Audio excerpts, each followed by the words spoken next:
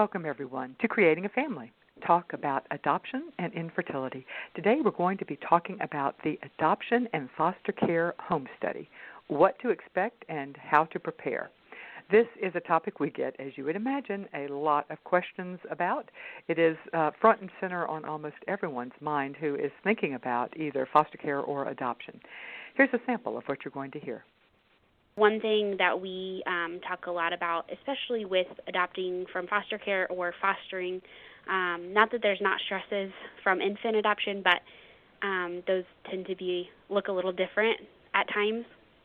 But one of the things we talk about is, again, we're adding a lot of stress to your home.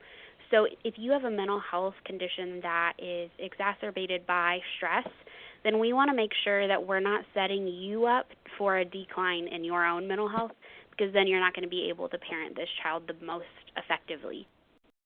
This show is brought to you by Creating a Family. We are the National Adoption and Foster Care Education and Support nonprofit.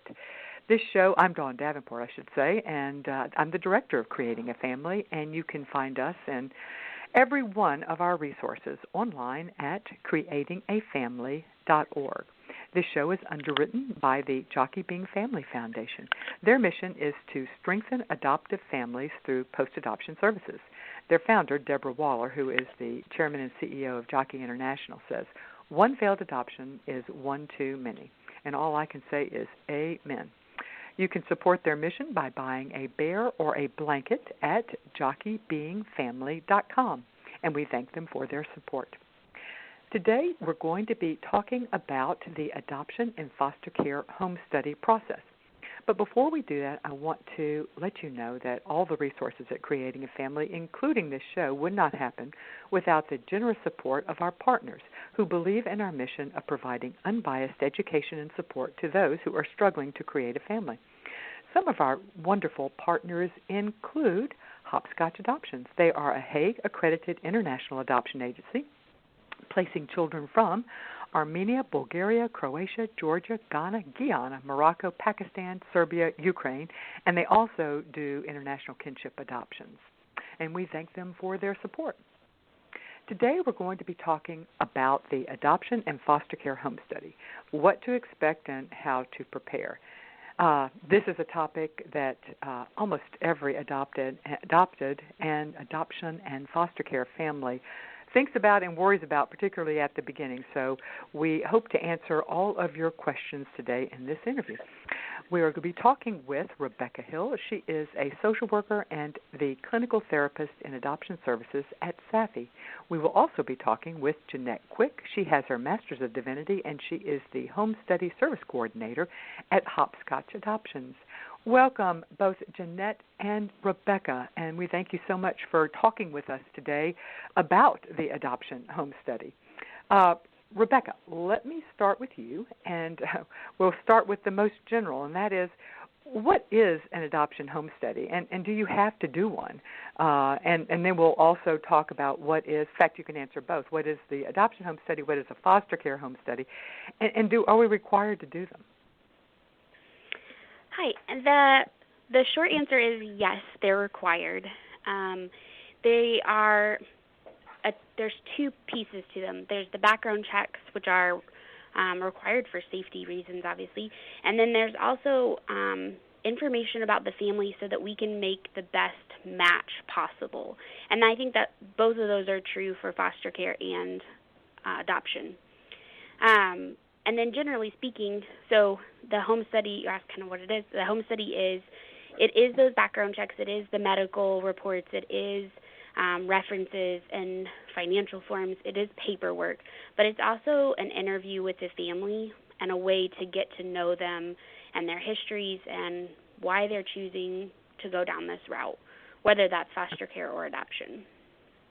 Yeah, we often tell people that the purpose of either of a home study in general, either for adoption or foster care, is to gather information about the family through requests for documents, as you mentioned, or interviews.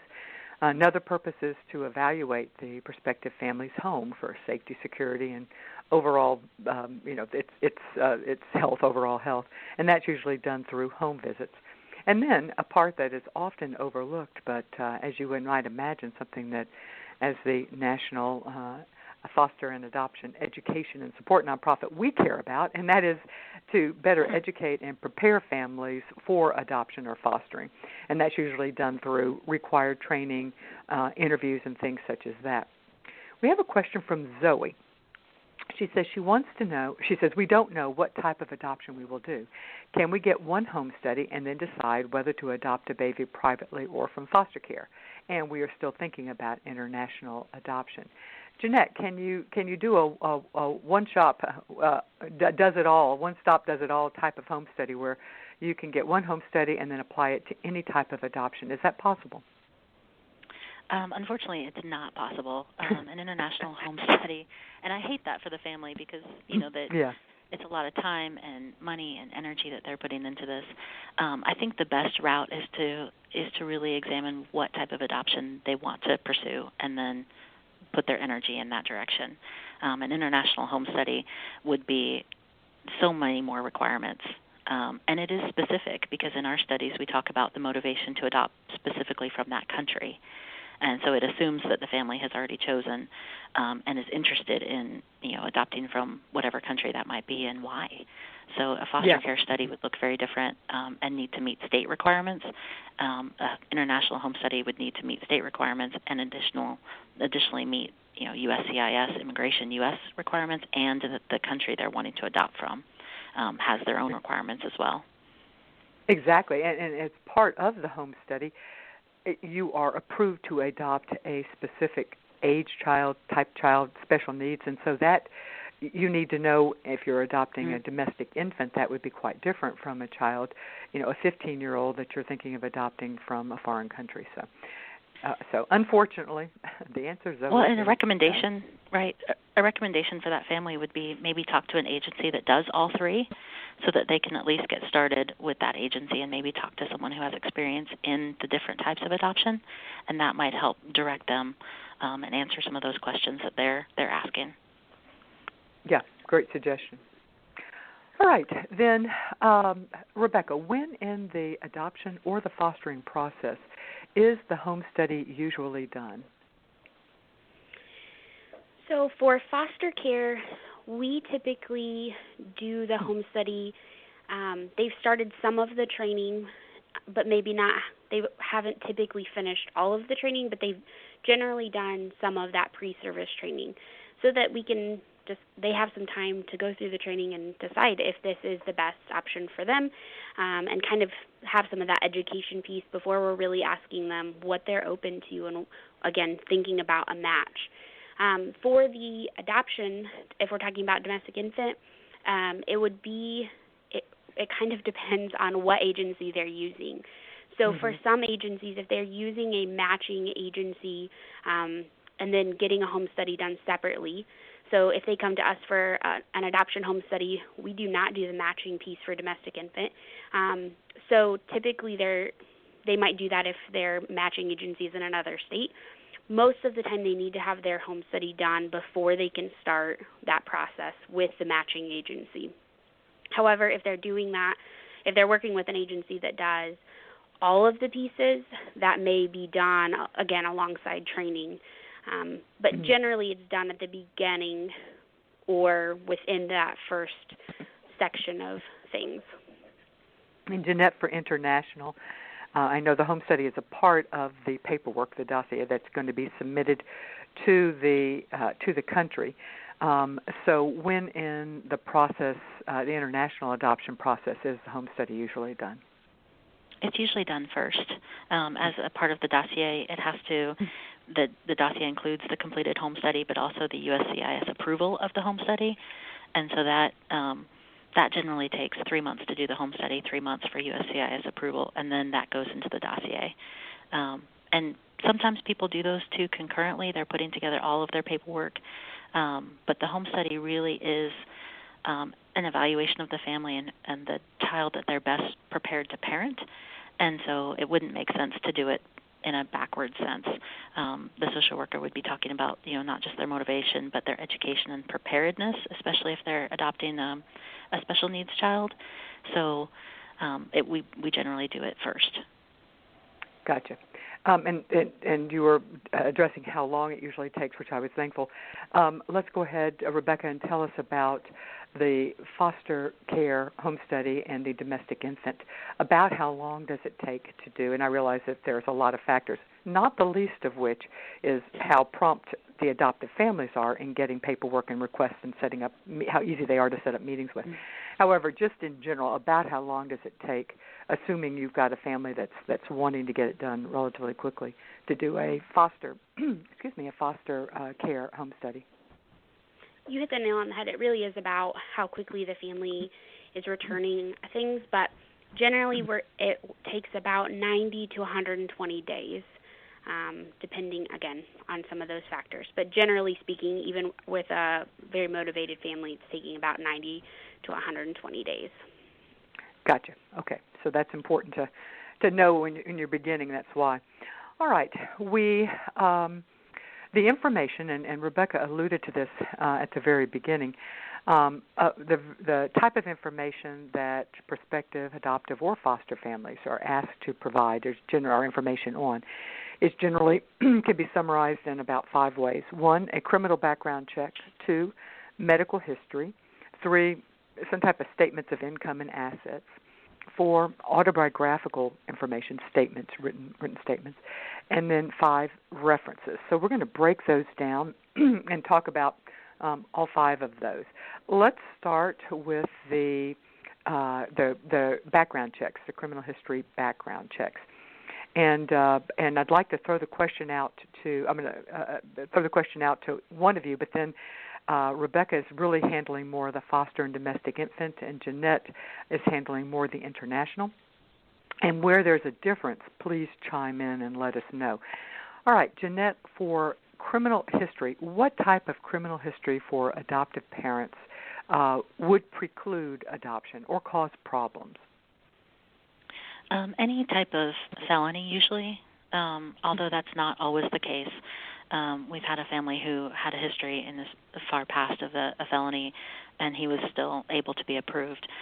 Generally, any type of domestic violence, child abuse, those are the types of things that would stop a family from being able to adopt for obvious reasons.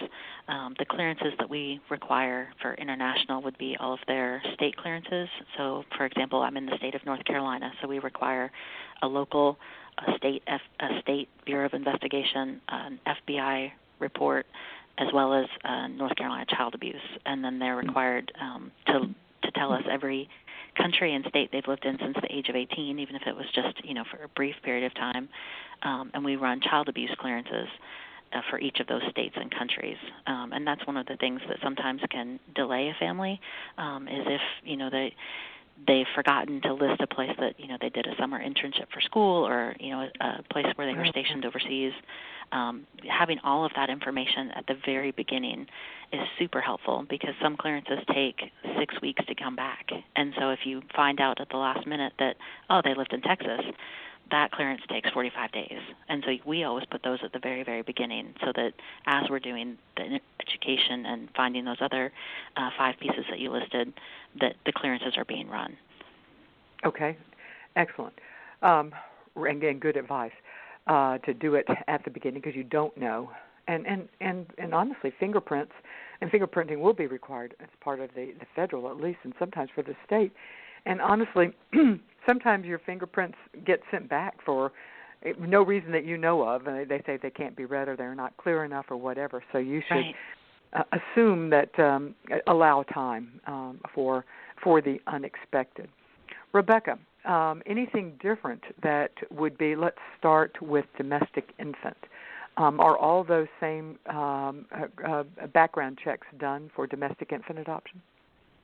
Yes, and for foster care. And the only thing that I would add is that if they have, I believe it's 3 or more misdemeanors, that can also cause them to not be considered qualified, or they could be considered kind of pending and need a waiver from the state.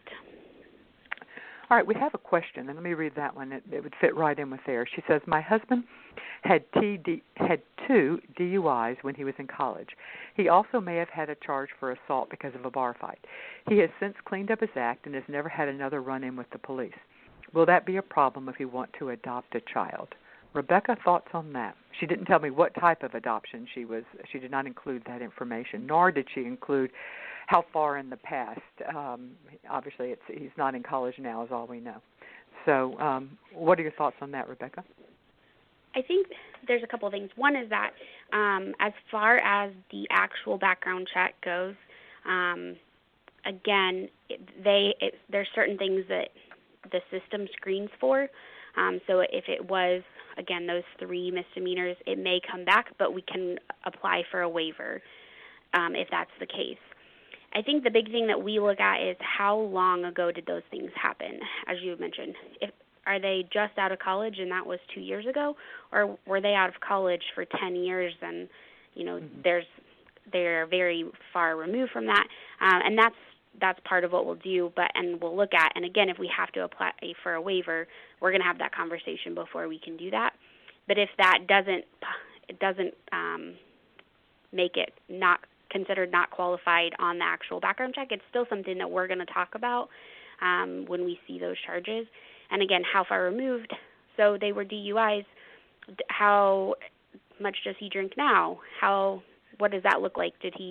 Was it because he was in college and that was kind of the lifestyle of college, or did he have a drinking problem? So we're really going to dive into that in the home study interviews. But as far as being an automatic no, I don't think that that's the case. I think it's something that we'll look at with them, depending on the time frame. One of the questions we often get was, people are often ashamed of these things in their past and don't. And sometimes, honestly, they've either forgotten or not known that a police report was filed. They remember the incident, but they don't remember. Or it happened when they were, and I don't know, and I think this depends on the state, below a certain age, and they were told that the record was expunged. Jeanette, what shows up when you run these checks? Is it any arrest? If your record has been, does it only when you've been charged? If the record has been expunged, will that show up? How do you know what's going to show up? So for an international adoption, there's something called the duty of candor and the duty of disclosure, which is a really important element. And you're basically promising that you are telling them the truth and disclosing everything. And one of the specific questions is, have you ever been arrested, even if it was a past juvenile, before you're 18, if it's been expunged, all of those things. So no matter what, we ask families to disclose. And the way I approach it with families is to say, if there's something you're worried about, let me help you figure out how to make this work. We're all human, and we've all made mistakes. And so if this, gentleman in college made mistakes, he's, and exactly what Rebekah mentioned is talking about, history of alcohol and what that's looked like. It doesn't exclude someone from adoption. This man could be a fantastic parent. And so it's a whole list of things that we're looking at in the home study, and that's just one piece of it. And so for an international adoption, what the family would be required to do is he would write a letter about what happened, what led to it, what he's learned, and attach to that a certified copy of the court records. And that's all that's required. So if he has a DUI in his past, or if anyone listening has, some history like that, whether it was burglary or something, don't let that stop you from pursuing your dream of adoption. Just talk to your social worker or the agency and be fully honest and say, these are the things that are that will show up. How do we address it? Yeah, and I would say that goes for all types of adoption and foster care. You should, if you aren't certain, disclose it. If you are certain, disclose it. Your social worker is somebody who's on your side, and you need to use them to help you figure out how best to approach it. So that's I think that's the general rule of thumb, regardless. All right, let's move on to medical history. All right, Jeanette, what type of medical history for adoptive parents will be a problem for adopting? That really depends on the country that they're adopting from. And so that would be something that the adoptive parents would want to talk to the agency who's doing the country program that they're working with. For example, a history of cancer in the Ukraine is a problem. Ukraine has a list of things that aren't allowed for adoptive parents. In China, they have a BMI requirement of nothing above 40. And so each country has very specific medical guidelines. And when you talk to an adoption agency, you're trying to figure out where you want to adopt from. Disclosing your medical history helps to narrow down the list of possibilities. Age is also, I know that's not medical, but age requirements are for certain countries. And so I would say when you fill out that medical form, that's part of your application process, and they would be able to best direct you. Okay. Now, Rebekah, let's talk about domestic infant and then talk about foster. Medical issues, medical histories, what is problematic for domestic infant and for foster care? I think the big thing that we're looking for is, are you able to care for this child, and are you going to be able to care for this child ongoing? So, again, some of those, I don't want to say bigger, but bigger, more especially life-threatening issues, obviously those are going to be something that we're really going to have to consider. But even some of the smaller things, or what seems smaller, we're going to talk about. By no means are we going to say no because you have high blood pressure, but we're going to talk about, hey, we're going to add a lot of stress in your home potentially. And so how are you going to manage that? How has that been going? If you have a diagnosis that is well medicated and you feel it doesn't affect your daily life, we're going to take that into consideration versus someone who is still kind of trying to figure that out, or who needs additional supports themselves because of their health. So that's kind of what we're looking at overall, is how able are you to take care of this child, and how will you be able to take care for them in the future? So Rebekah, I don't necessarily have a specific list, one or the other. Yeah, whereas in international, there is often countries will have a specific list. And they also Rebekah, have mental health. I'm going to hold that one because I'm going to come back to mental health. I'm glad you raised that because, yes, mental health, I'm separating that just for a reason here. Rebekah, do you have to have a current physical?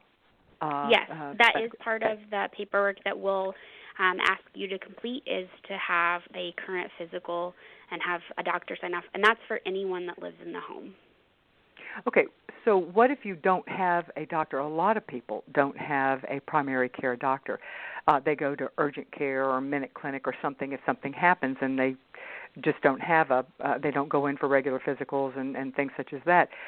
So what happens then? Can you go to do you have to have an established relationship with this doctor? Can you go to a urgent care type or minute clinic type of place? And honestly, it's hard to get in if you don't have a regularly established doctor. If you're going in as a new patient, and usually have like a new patient physical requirement, sometimes you have to wait months and months to get an appointment depending on where you live.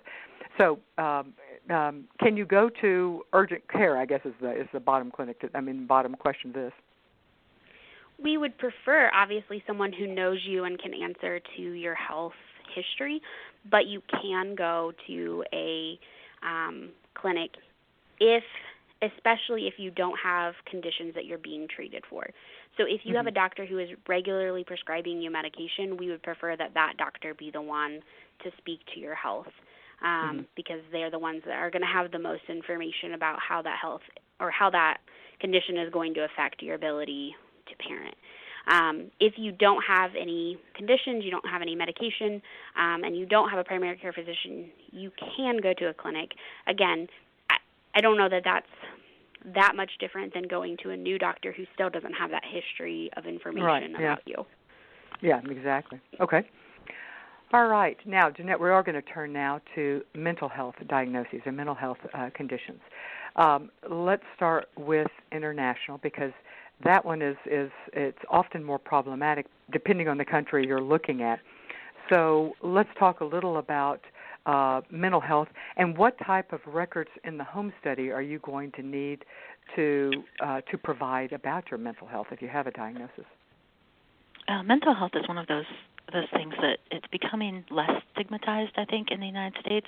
And so when you're adopting internationally, you need to take into account how the other country views mental health. And so a history of depression can be problematic for some countries and not in others. And so while, we may think and the doctor might agree that you're perfectly able to parent, it's also up to the sending country to decide what's best for their, in quotes, children. And so just like Rebekah said, we require that medical form. It can be from anyone. It can be from a primary care doctor that you've known for 20 years or a newly established doctor. If you're taking any type of medicines or have a condition that's being treated, we ask for an additional medical form about that condition, so hypertension, depression. And then what we work with in the home study is to word it in such a way that it's honest and truthful, and at the same time takes into account the cultural translation. So situational depression versus major depression. If a doctor says that this is situational, then that is what we put in the report. And that, I think, sometimes helps families to know, because I think most people, if you're, have ever gone through anything traumatic in your life, it's appropriate to seek counseling. It's appropriate to seek those supports. And so we don't want anything to penalize a family for doing that. And at the same time, we need to fully disclose, the current health. And also, like Rebekah said, that goes for children as well as adults, any household member. And so, hopefully families that have children have a pediatrician, and they don't take their children to urgent care for routine medical. And so we just require a simple letter from their pediatrician stating that, they're up to date on vaccinations, in good health. And I think the other kind of key term is free of communicable diseases, and that's all that's needed for children. Okay, anything different, and I suspect it is different. In particular, I think domestic infant has less stigmatization about mental health because it's, again, here in the U.S. But Rebekah, any issue? Let's discuss mental health in context of adopting domestic infant or adopting from foster care or becoming a foster parent. Yes, I would say that there is much more room. Again, I kind of see things as a spectrum, and so I think there's much more room on that spectrum to say, yes, you can be a great parent, even, including these things.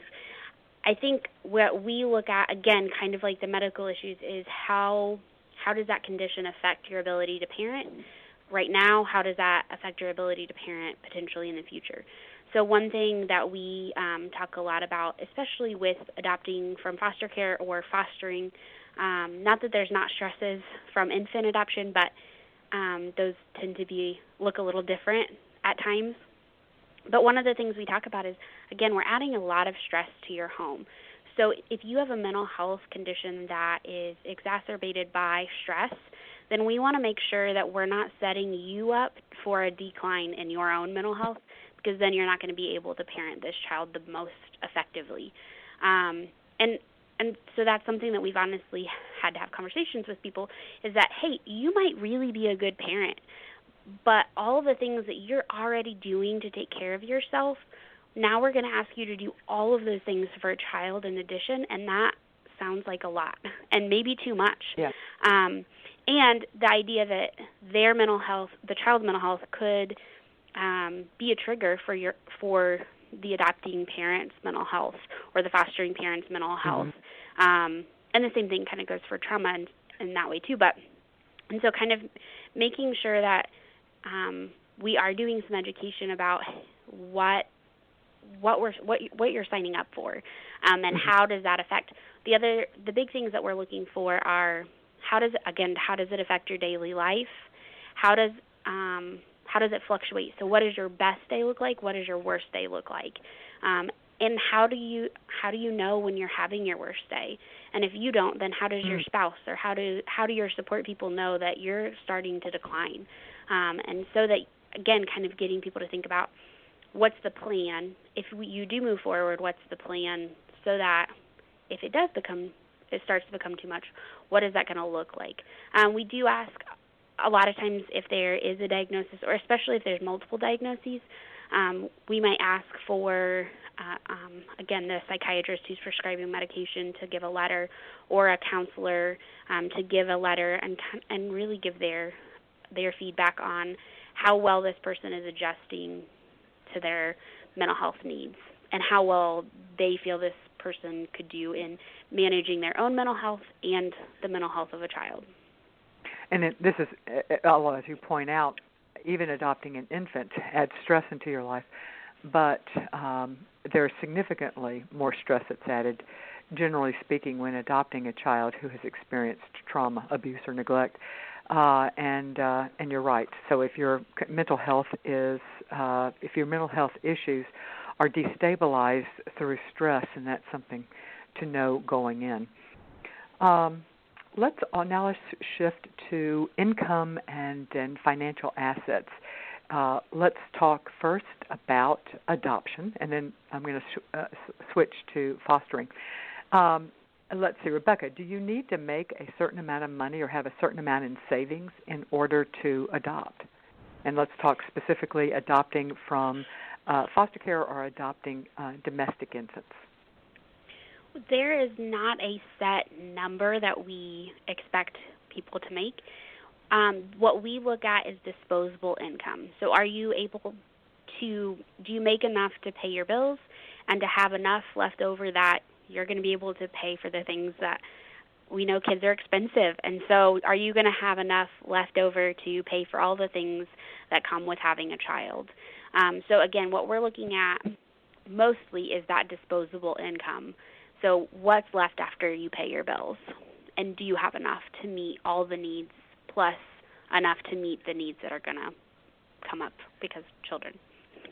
And, Jeanette, is this any different in international? Is there any type of income requirements or asset savings or whatever that international countries might require that is different from what Rebekah just said? It is different. I think I can't quote the numbers off the top of my head, but it's 125% of the national poverty level, and so it's broken down into a family of four needs to make a certain amount, and it's not a huge amount, and I think it's like 30,000 or 28,200 or something like that. Is the minimum to be, and that number might be wrong. I don't have it in front of me. Okay, but there is a percentage that you have to meet. And then countries also have requirements, and depending on the country, they might require per each family member to have $10,000 of assets, and so you have to do the math with the family's financials to make sure that they're qualified. And it's for those same reasons that Rebekah mentioned. It's to make sure that the family is not destabilized financially, and that they have enough money to care for a child. They have medical insurance is usually a part of the financial picture for us to make sure that if the child needs medical care, that it's not going to wreck the family. Yes. And I should mention too that. Yeah. Sorry. I should mention that some matching agencies will require a certain amount in savings, but that's not necessarily for the home study. And again, that's more so for the actual adoption process rather than an ongoing item. So that's something to consider when you're considering matching agencies, kind of what their requirement is. Yeah, and let's also mention that with domestic infant, it is primarily an expectant family, expectant parent's choice, and they may care. They may have a preference as to the amount of income that the families they're considering to adopt their child, how much that has. Now, let's talk about fostering. And we have a question here from someone asking if they could include the foster care subsidy or stipend that foster parents get per foster child that's in their home. Can they include that in their income? But let's first talk about what are the requirements for being how much money do you have to make, and how financially stable do you have to be in order to be a foster parent? Rebekah? So again, there's not necessarily, to my knowledge, there's not a number, but it goes back to, are you stable? Are you do you have enough income to pay your bills with disposable to care for a child? So with that stipend is not considered income, because that money should be going towards those kiddos that are in your home. Mm-hmm. So we don't want you to rely on that money to pay for your gas bill.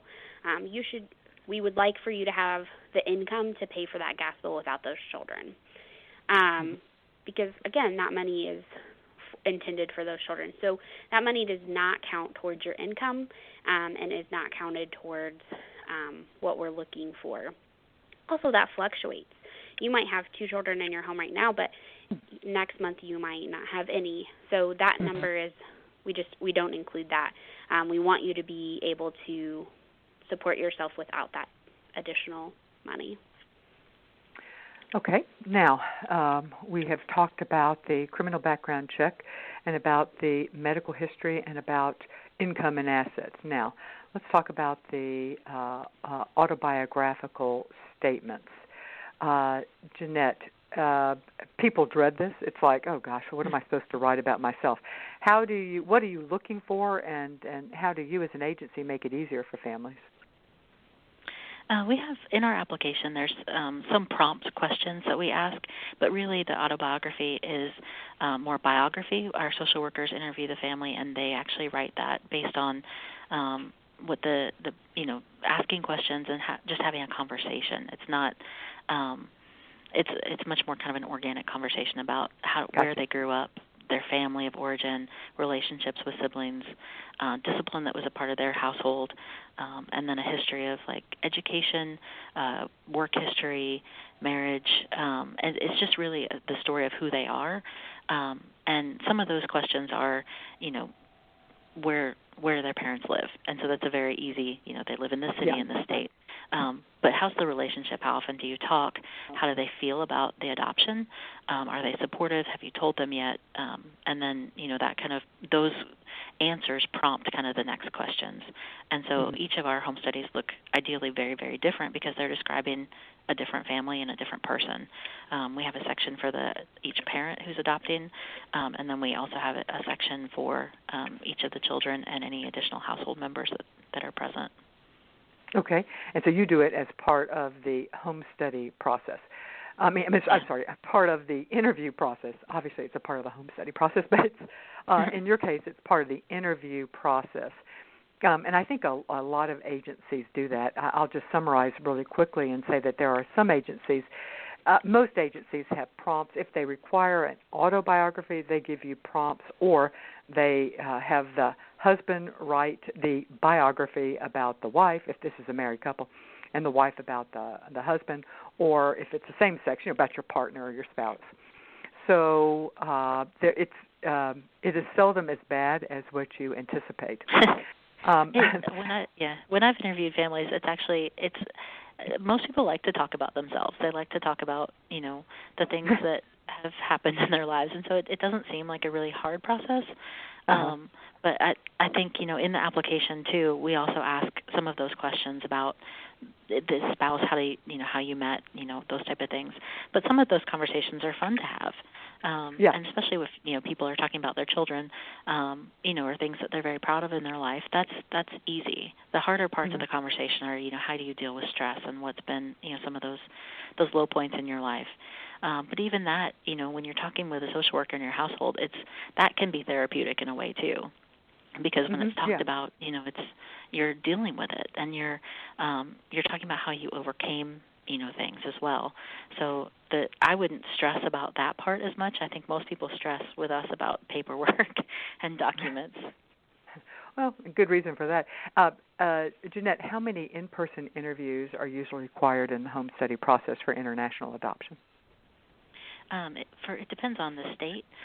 In North Carolina, we do 2 separate interviews, and a part of those on 2 separate dates. And so you'll do, if it's a married couple, you'll do 2 interviews with the couple, and then you'll do an individual interview with each adoptive parent, and then depending on the ages of the children, an interview or an observation of their kids. And then if they have adult children living outside the home, you can do sometimes like a phone call or a Skype to talk to their grown children. So it somewhat depends on the state, but generally 2 to 3 is the depending 2 to 4, on your yeah. state. 2 to 4. Mm-hmm. All right, Rebekah, how does that different with domestic infant? I assume the number of in-person interviews is a state requirement, so that would differ by state. But how does the process of the interview process itself differ? The in-person interviews differ for the different types of adoption? I think that a lot of that is similar. It is going to be an organic conversation, like she said, and really just a way to get to know the people that we're writing about. I often tell people, especially because we don't do the matching for domestic infant adoption, so we're doing the home study. So I tell them, like, the people that are reading this don't get to meet you sometimes. So everything that I'm asking you is my way of being able to talk about you and know you when I do so. And so it really is just a conversation about their whole life. We use SAFY, which is a very structured format. So part of our paperwork is going to include some questionnaires.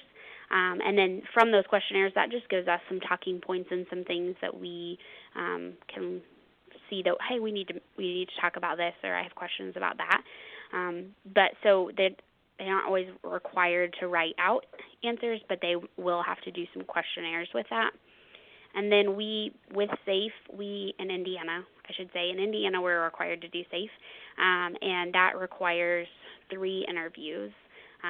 Sometimes we'll do a 4th, and sometimes we'll do an interview with the kids on a separate date. Sometimes we'll do that at one of the times that we're at the home, but it does require 3. So we're really spending significant time with the family, getting to know them.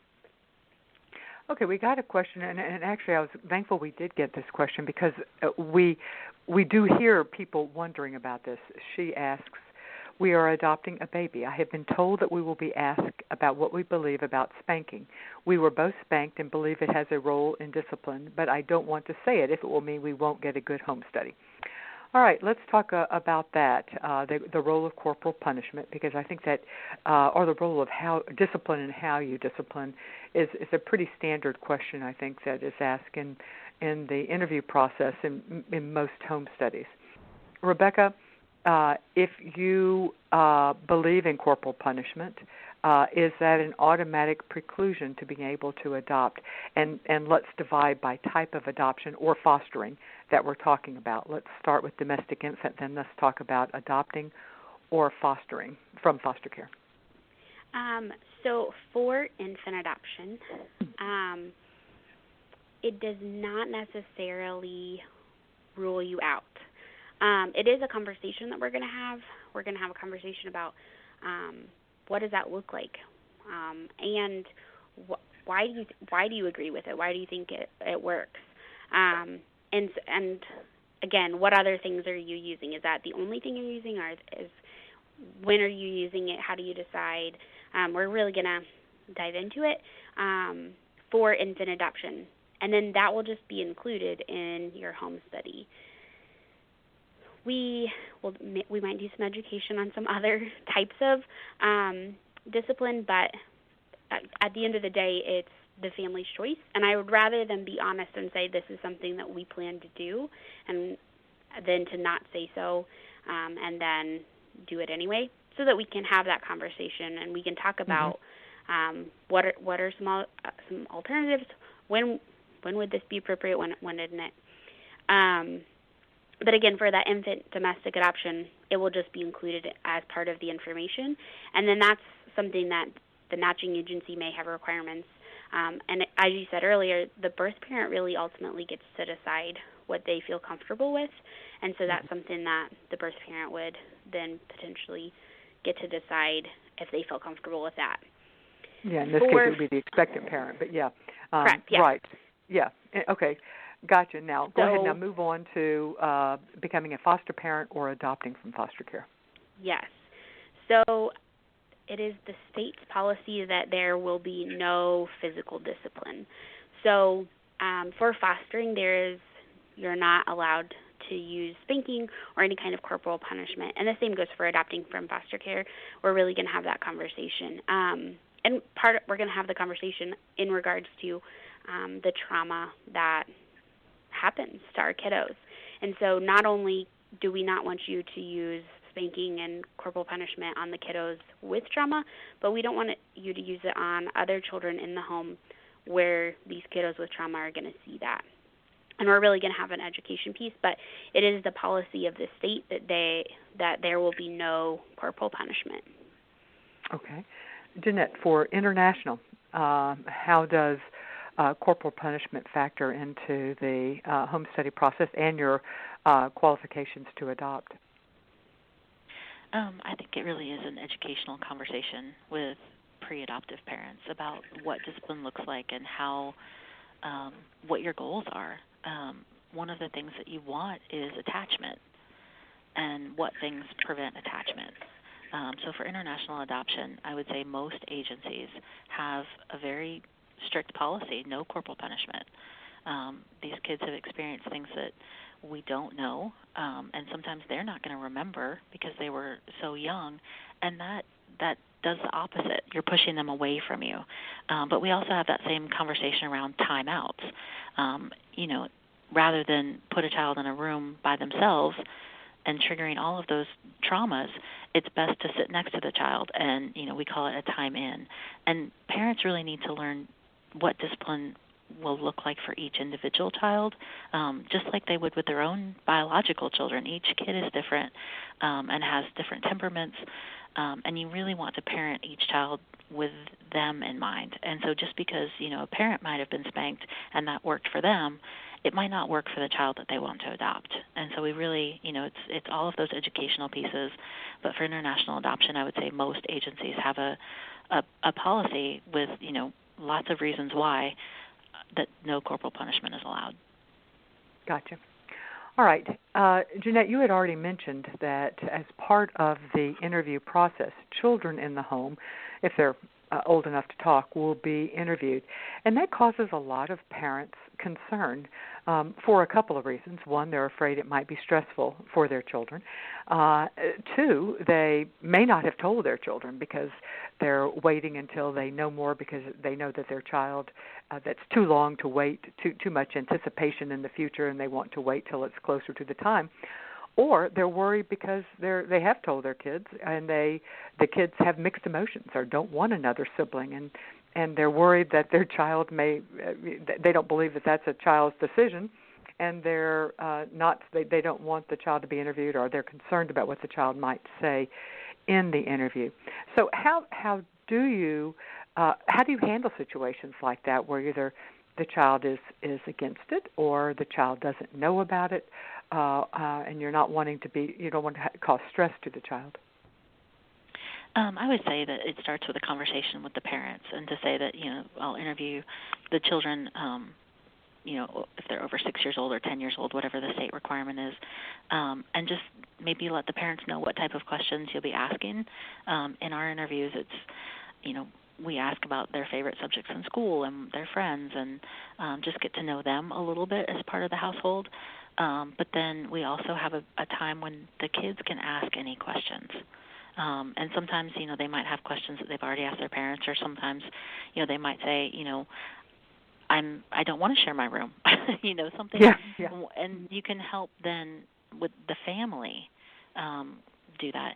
In regards to if they haven't been told yet, usually by the time you're doing the home study, kids know that maybe that they've talked about adoption, they've talked about a sibling.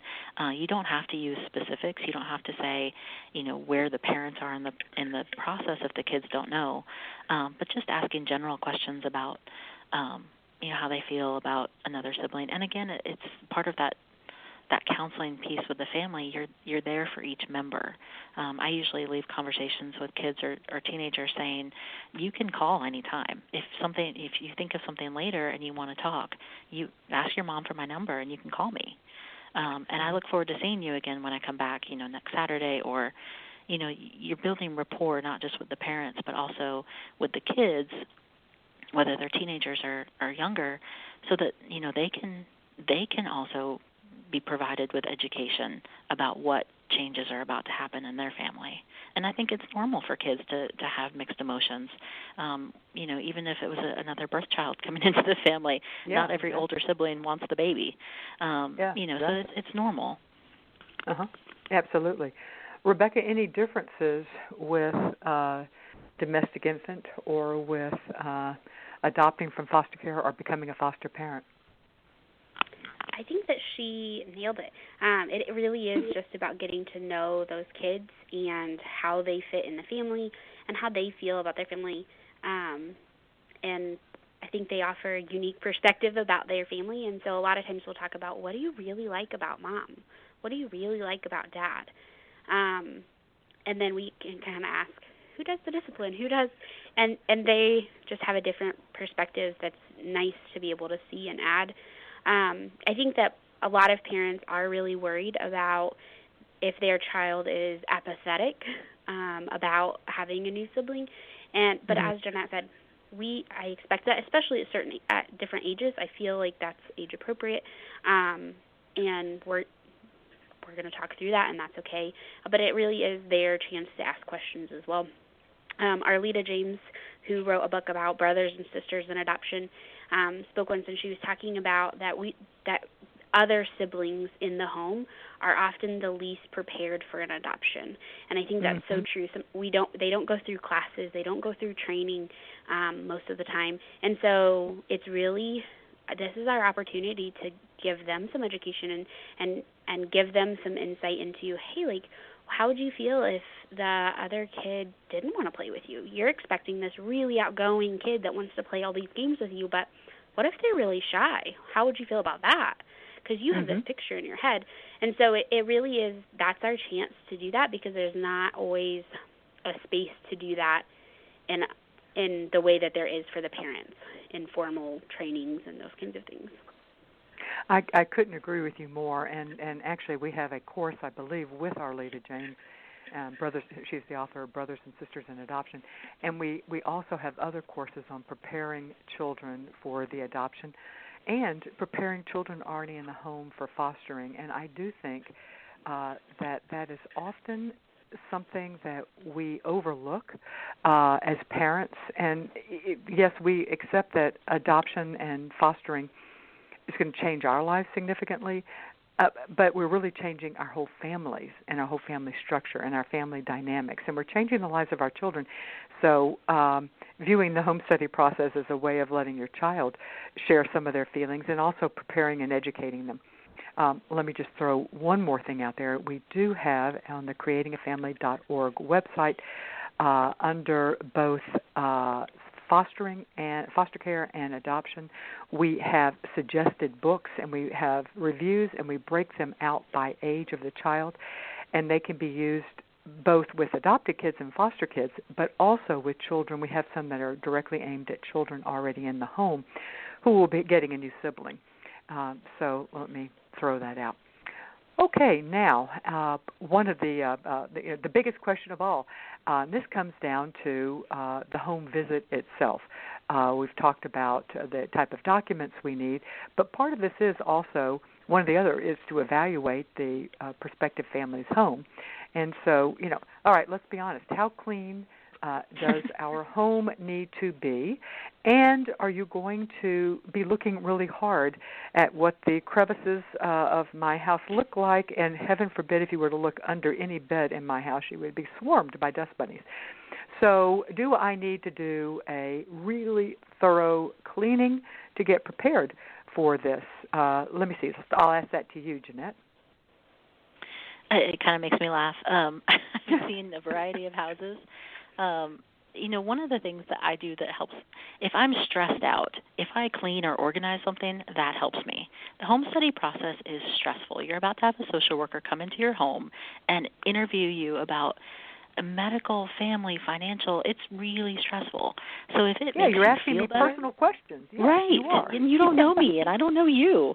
And that's right. if it makes you feel better to do a deep clean of your house, then you will be more calm and relaxed in the visit. If that was happening in my house, Yeah, right. I don't want to do that. So.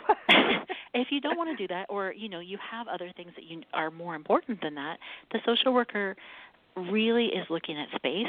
What room is set aside for the adoptive child, or rooms? Are there smoke detectors in the right places? Do you have a fire extinguisher? Are there medications? Where are they stored? Is there a firearm in the house? How is it stored safely? Do you have a pool? It's those type of state safety requirements that the social worker is just verifying. The cleanliness of your home, I would put my best foot forward if the social worker was showing up on my doorstep and I knew it. But, at the same time, if you have children and pets and other things, your home is just who you are. And so don't worry about overdoing it as far as the cleanliness of the house. We do 2 visits, and I always make sure that on the first visit I do the home inspection, because I have figured that if they have done that type of cleaning, that's the day I need to see it. So that they can live comfortably over the next week. But it's not a cleaning test, or is your house beautiful? It's the people who make up the home that we're curious about, and does the home, the physical home, meet the requirements for the number of children, and if they're having any type of special needs, how is it set up to make sure that they live comfortably in this house? And as far as number of bedrooms for international adoption, is there a specification? Do many countries have specifications as to what the physical space needs to look like for the child? No, it's also based on states. So you've got state requirements and then country requirements, and we usually write something very kind of standard, the measurements, the actual dimensions of the room, that it has space, it has a window, it has a closet, room for personal belongings. And, most people don't decorate the room until they know the age, the gender, the interests of the child. And so most rooms, if it's a guest room, it's not set up yet. And they will decorate it, when they know the kid's favorite color, or when they get home and they're closer to doing that. Okay. Now, Rebekah, how does that differ for, let's do domestic infant? How does that differ for domestic infant? Does your nursery have to be set up? Are there specific size requirements? How does that work? For domestic infant, the nursery does not necessarily need to be set up, but then we need to see that you have the income available to, if you need to get a crib, that you have the income to get a crib, or a plan for how you're going to get a crib. So we want to see those things. We want to see that but also we want to know that you are prepared for when that child is going to come. But usually there's some time there. So if you don't have those things in place yet, we want to make sure that you have the means and a plan to do so. Now, with foster care, it's a little different, isn't it? I mean, there's Correct. usually very specific requirements, and that does differ by state. So let's talk about foster care now. So for foster care, there is a space requirement. They don't necessarily have to have their own room, but they do have to have 50 square feet per foster child, and that they will measure that. And then, and also there's requirements as far as same-gender children sharing a room. There's an age. I'm sorry, I don't have it in front of me, but at a certain age, they can't share a room with a child of a different gender. There also, again, there's a lot more requirements in fostering. There's a lot more requirements for babies. So they are not allowed to sleep in a pack-and-play or co-sleep. They have to have a crib. They can be in the parent's bedroom only until they're 1 year old, and they have to have a crib in the parent's bedroom if they're going to be in there. And any child under 2 in foster care must have a crib. So after 2, you can look at potentially a toddler bed, but under 2, they need to have a crib. So all that being said, when we're doing the foster care home study, it really depends on what you're saying you're open to. But you need to have a bed for a child, because we know with foster care, you could have that placement in 2 days after you get approved. So that's not really a lot of time to get things set up. So you really need to have things set up more quickly. But we understand too that if you're saying you're open to any child of any age, that bed is going to look different. So we want you to have a bed, but you also need to have the means to get a different bed or a plan to get a different bed if you have, for instance, a younger child and now need a crib. So, and that kind of looks different too. If your age range is 0 to 5, then the state may require that you have a crib for those under 2 placements that you might have. But again, the biggest thing is knowing that you have those available.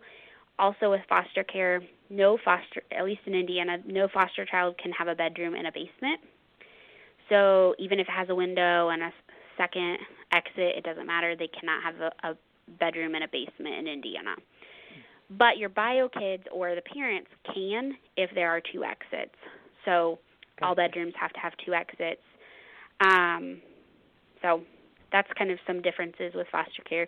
It is more strict, and you need to have those things set up during that home study. And the bottom line is, for any type of adoption or fostering home study, ask your agency in advance for a specific list of what they're going to be looking for. How many smoke detectors and where do they have to be located? Carbon monoxide detectors.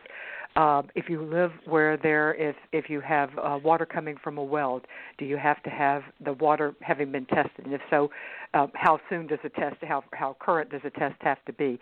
So ask your agency in advance for exactly what the requirements are. And if you've got a problem with one of them, then talk with your social worker and say, okay, we don't have this, but how can we work around? Well, the parents can move to the basement bedroom and blah, blah, blah. So you can work around it. A lot of the things you can work around. Now, Jeanette, do you have to own your own home, or can you be in an apartment, or can you be in a rented home and still adopt internationally? You can absolutely be in a rented home, or, we have a lot of military families in North Carolina, and so a leased apartment is fine. We always ask for, as part of the financial piece, a copy of either the mortgage or the lease. Gotcha. And, Rebekah, for domestic infant or adopting from foster care or fostering, do you need to own your own home, or can you be in an apartment or a rented home? You can absolutely be in an apartment or rented home, as long as you can, again, stability. Many of us have pets, and we worry that how our pets are going to be evaluated. I have some very funny stories from friends who have Benadryl, given their dogs Benadryl before a social work visit, with the approval, I will add, of their vet. But nonetheless, it was a very sweet dog, but they were worried that the dog would be a little enthusiastic. So let's talk about pets. Rebekah, how do pets play into the home visit, and what are you looking for, and what type of documents do the pet owners have to provide? We do ask that pet owners provide vaccination records for their pets. And what we're looking for in that interview, we want to see what your life is like and what it's going to be like for a child coming into your home. So as much as, yes, it may make you feel better for your dog to have Benadryl, we would actually like to see, how does your dog interact with strangers?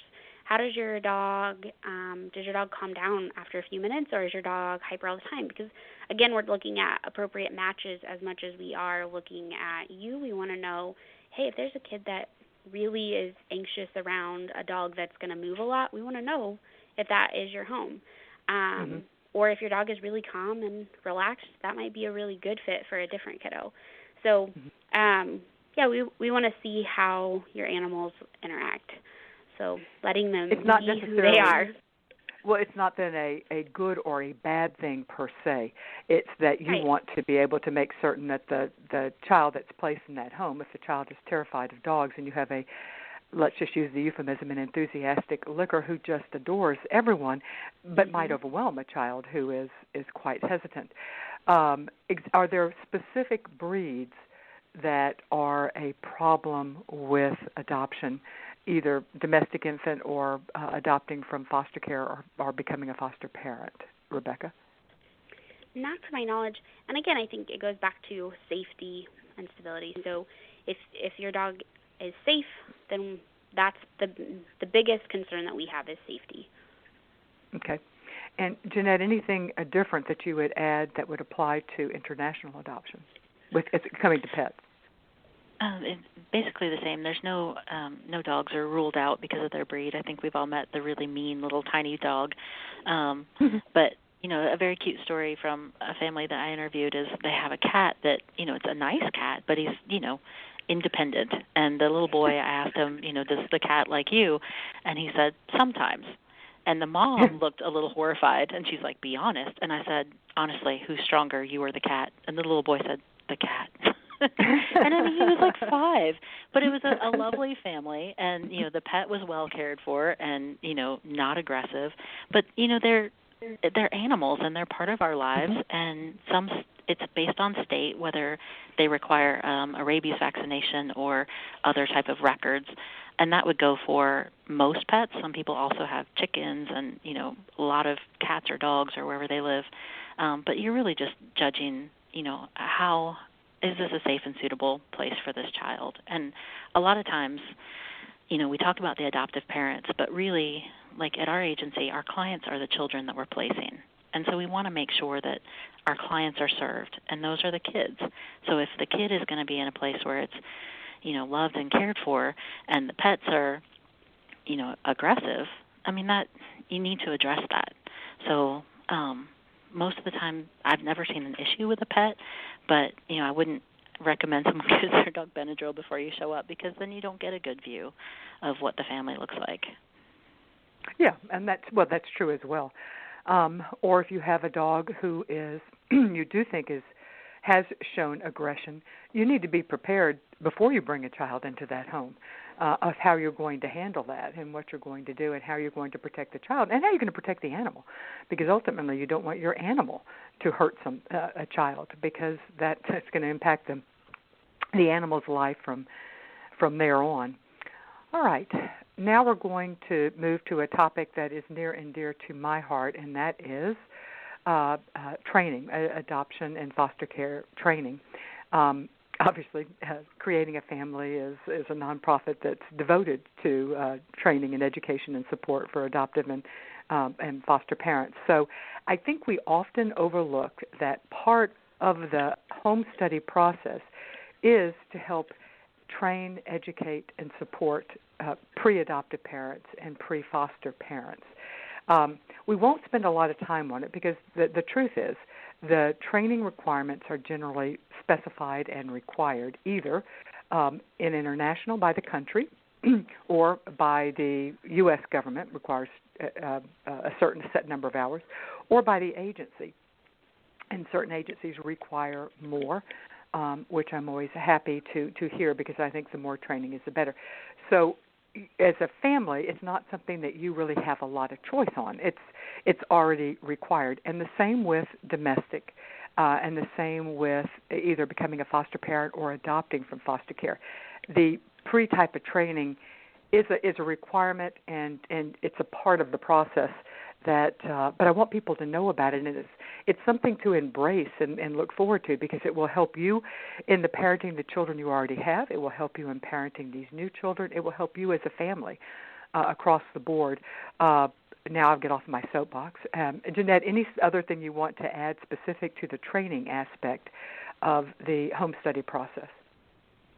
I think it's one of the most important, and it's something that we recommend the families do before the social worker comes, because the trainings, we report about it in the home study. You have to do a minimum for the U.S. government of 10 hours. Hopscotch requires 35 for our placing clients, because it's so important. You want to be prepared. You want to do everything you can, and so some of the education is, very specific courses, coping with grief and loss, or adopting an older child, or what trauma looks like in older children. But then other things to be prepared that we include would be locating a pediatrician, locating, early childhood intervention programs.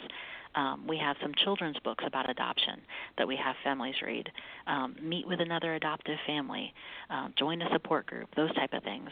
And then we also, in the first interview, talk about post-adoption starts with the home study, locating those services.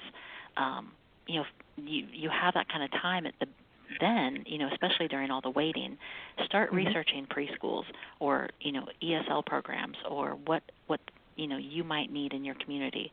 If you're adopting from another country, like Guyana, where's the Guyanese community for you? Do all of that preparation ahead of time. And when you're talking with the social worker when they're there, that's the best time to ask questions. That's the best time to go over the classes, to talk about what you learned about discipline, or, when you read this book, this stood out. Those are all things that we talk about in the home study. And so I would say that's one of the best ways to get prepared for the interviews, is to do your education before the social worker comes. Rebekah, any thoughts on training and education? Let's start with domestic infant. There seems to be more variety as to what is required by agencies, quite frankly, with domestic infant adoption than any other type of adoption. And some agencies don't require any, and some states don't require any, and other states and agencies do. But any thoughts on education for pre-adoptive parents with domestic infant adoption? For domestic infant, it is what you said. There's not always a requirement, sometimes none at all. And so I think it really is up to the parents to seek that out, prospective parents, I should say, to seek that out. And I know that adds another thing to the list of things to do beforehand. But as Jeanette said, now is when you have time. So now is when you can really build that knowledge base. Something that I talk to parents about, again, because we use that SAFE format that's very structured, one of the things they're filling out is a compatibility inventory. And so I tell them, if you're going to say yes to something, that you're open to something, then I want you to think about what resources you have for that and how you plan to address it. And if you don't know how you would address it, then that's where you need to seek out that training now. Because if you're saying yes to something, then you should have some idea of what you're saying yes to and how you're going to move forward with that if something should arise. You're never going to have the answer to every situation, but having a feeling that you have some kind of basis, some kind of foundation to start on is going to help you feel more calm when those things arise. So in general, for domestic infant, it's a lot of parents seeking out that information and really being self-motivated.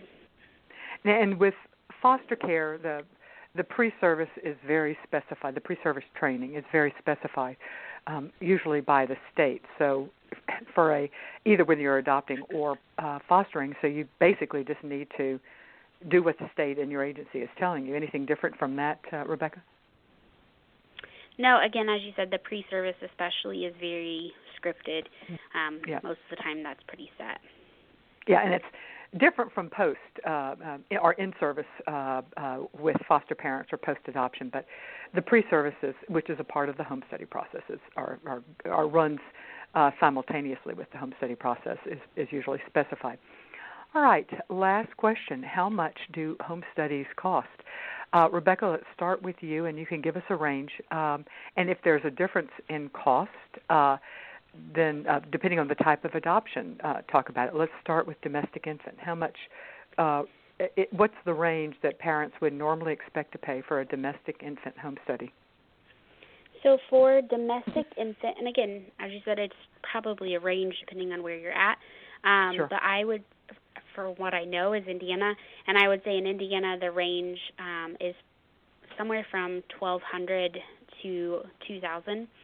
And there's a couple things that you might pay in addition to that, such as fingerprints, again, if you're going to see a doctor, those kinds of things. But generally speaking, for the home study piece itself, you're looking at $1,200 to $2,000. And that does change if – I was just going to say, that does change just a little bit if depending on the so if there's a relative placement, then that might be less. If it definitely step-parent, we charge a lot less for step-parent adoptions or kinship placements, again, that aren't necessarily relative.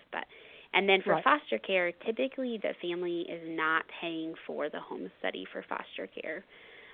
They may pay for pieces of the home study. So, again, they may pay for their fingerprints. They may pay for some things like that, but they're not paying, as a whole, they're not paying for the home study typically. Okay.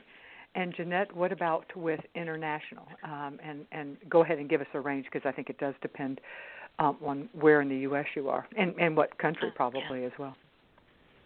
It usually depends on the state and the agency. And some families, I've heard $6,000 for some agencies. In North Carolina, in North Carolina, Hopscotch Home Study is $1,400, and then if a clearance costs money from a certain state, that would be the family's responsibility. They're usually like $1,500. And in New York, where we're authorized to do home studies, it's $1,700. And again, it varies by agency. And so if that's a concern, families sometimes, call multiple agencies and see what's included and what's not. But it is important to ask, what that covers. So in addition to the home study fee, you'd also, mileage is usually not included. A lot of agencies like ours deduct a certain number of miles, and then over and above that, it's the IRS rate for mileage or whatever. But I think generally, sometimes agencies charge for an expedited home study, and that's sometimes can be a misnomer for families because you can't expedite clearances. And so a lot of times expedited doesn't necessarily mean better or faster. It's just and usually, like I know with our clients, if there's some urgent need, then it's urgent for us too. And so, we always say all home studies are expedited because that's just the best practice. But generally, cost-wise, I would say around $2,000, $3,000, depending on where you live in the U.S. A total. And the other thing to ask about, some agencies have the parents pay for their own training requirements, and other agencies include that as part of the home study. So it's worth asking that as well. So it's kind of making sure you're doing a apples to apples type of comparison, I think is useful. Well, thank you so much, both of you, for being here today to talk with us about the adoption and foster care home study. We've been talking with Rebekah Hill as well as Jeanette Quick. Let me remind you that Creating a Family has other courses on much of the topics we have been talking about. And we also have other resources on our website, our Adoption A to Z Resource Guide and our Foster Care A to Z Resource Guide that will have information that would be relevant for those people who are interested in this topic. Let me also pause now to say thank you to another one of our sponsors whose generosity and support of Creating a Family in general allows us to bring you this show. It is Adoptions by Shepherd Care. They are a nonprofit adoption agency founded in 1980, providing domestic infant adoption, international adoption from Colombia, and domestic and Hague-approved international home studies. For those people who are interested, they will want more information from both Rebekah and Jeanette and about their agencies. You can go to their websites, Rebekah Hill's website. She is with SAFY, and the website is SAFY, SAFY.com. And for those who want more information about Hopscotch or Jeanette, you can go to their website, which is Hopscotch Adoptions, that's with an S, hopscotchadoptions.org. Thank you so much for listening today, and I will see you next week.